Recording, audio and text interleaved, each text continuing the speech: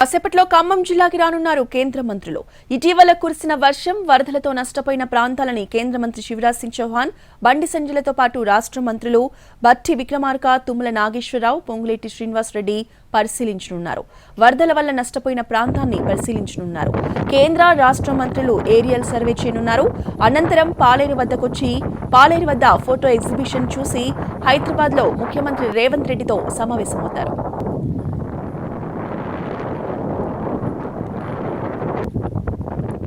ఖమ్మంలో వరద ప్రాంతాల్లో కేంద్ర మంత్రుల పర్యటనకు సంబంధించిన పూర్తి సమాచారాన్ని మా ప్రతినిధి భూపాల్ అందిస్తారు.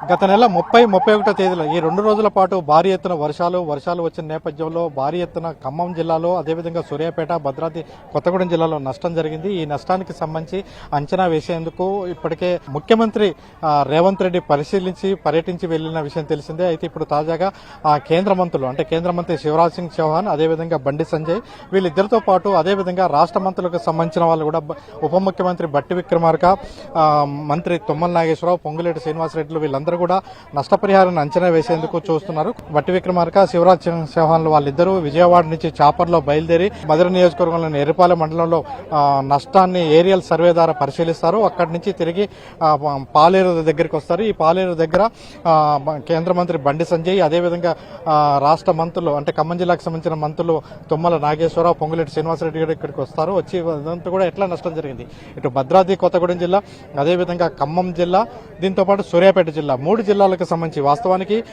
ఖమ్మం జిల్లాలో పాలేరు నియోజకవర్గం, అదేవిధంగా ఖమ్మంలో భారీ ఎత్తున నష్టం జరిగింది కాబట్టి ఆ నష్టాన్ని అంచనా వేసుకుంటూ పాలేరులో కూడా ముందుగా పర్యటిస్తారని, పాలేరుతో పాటు ఖమ్మంలో పర్యటించి ఆ తర్వాత సూర్యాపేట పోతారని ఎక్స్పెక్ట్ చేశారు. కానీ ప్రోగ్రామ్ ని కుదించుకొని ప్రస్తుతం అయితే కేవలం పాలేరు వద్ద ఏర్పాటు చేసిన ఎగ్జిబిషన్ ని, అదేవిధంగా పాలేరు వద్ద నాయకునిగూడెం సమీపంలో ఈ నాగారిసార్ కాలువ తెగిపోయి ఆ తర్వాత పంట పొలాల్లో మేటలు వేసిన దృశ్యాలు, అదేవిధంగా నాయకునిగూడెం దగ్గర బ్రిడ్జిని, అంటే ఆ బ్రిడ్జి కూడా డ్యామేజ్ అయింది.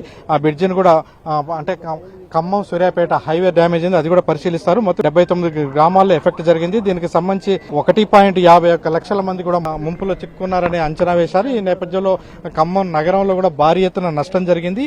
అదేవిధంగా పాలేరు నియోజకవర్గంలో పాలేరులో ఉన్న నాగారిసార్ కాలువ 4 చోట్ల గండిపడిన పరిస్థితి. ఆ గండి కూడా పెద్ద స్థాయిలో గండిపడింది. పాలేరు రిజర్వాయర్, మనం ఇక్కడ పాలేరు రిజర్వాయర్ ఉన్నాం. పాలేరు రిజర్వాయర్ కు సంబంధించి 21 అడుగులు ఉంటే 21 అడుగులు ఉంటే దాని సామర్థ్యం దాటి 39 అడుగుల వరకు కూడా నీళ్లు ప్రవహించిన పరిస్థితి. 1999లో ఒకసారి ఆ విధంగా వరద వచ్చిన పరిస్థితి. ఆ తర్వాత ఇప్పుడు మాత్రమే అంత స్థాయిలో వరద వచ్చింది.